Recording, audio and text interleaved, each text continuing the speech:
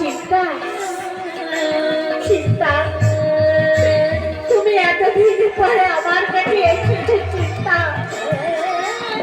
তুমি এতদিন পরে আমার কাছে এসেছো, কিন্তু কিন্তু তুমি এসে আমার পায়ের উপর পড়লে কেন চিন্তা? তুমি এসে আমার পায়ের উপর পড়লে কেন?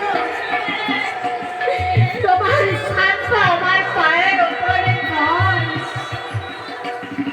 কারণ সেদিন যদি তুমি আমাকে তাড়িয়ে না দিতে, তাহলে যে আজ আমার কৃষ্ণ দর্শন হতো।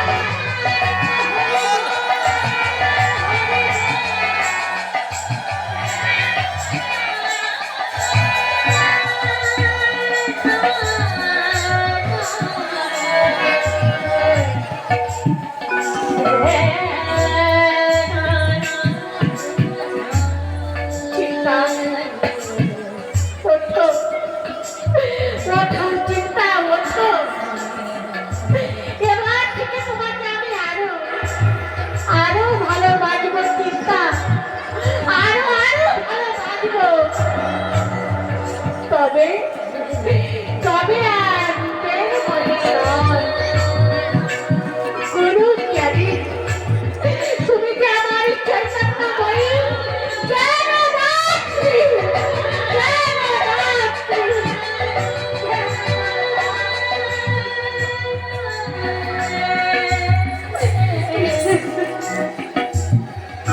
এত কষ্ট করে আমি যে তোমার চৈতন্যময়ীকে এনে দিলাম, আর কোথায়? তুমি তো আমার কথা একটা বারও বললে না।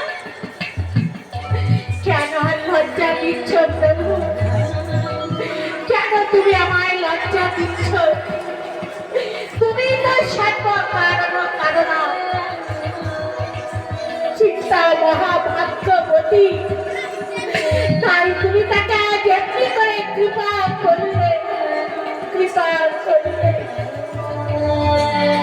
চিন্তা ওঠো, ওঠো চিন্তা, ওঠো, নয়ন ভরে কৃষ্ণরূপ দর্শন করে চিন্তা, নয়ন ভরে কৃষ্ণ রূপ দর্শন, কৃষ্ণ রূপ দর্শন। পরে চিন্তা একাদশ স্বরূপ দর্শন করবে, আর কি করবে না? আমি আমি আর কেমন করে তোমায় দর্শন করব প্রভু? আমি কেমন করে তোমায় দর্শন করব? আমি যে চিরজনমের মতো অন্ধ প্রভু, আমি যে চিরজনমের মতো অন্ধ।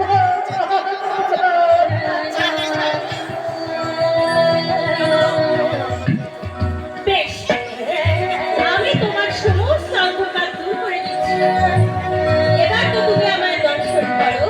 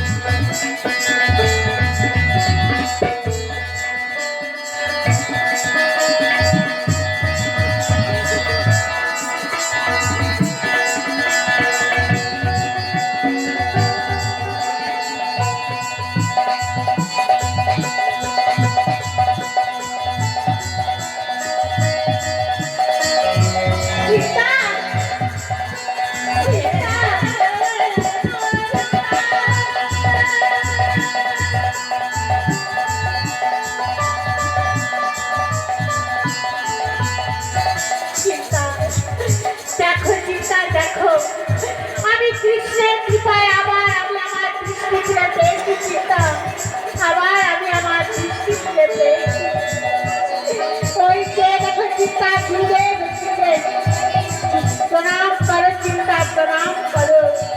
গুরুদেব, আজ থেকে চিন্তা করে আপনার শ্রী চরণের সাক্ষী গুরুদেব, আপনার শ্রী চরণের সাক্ষী।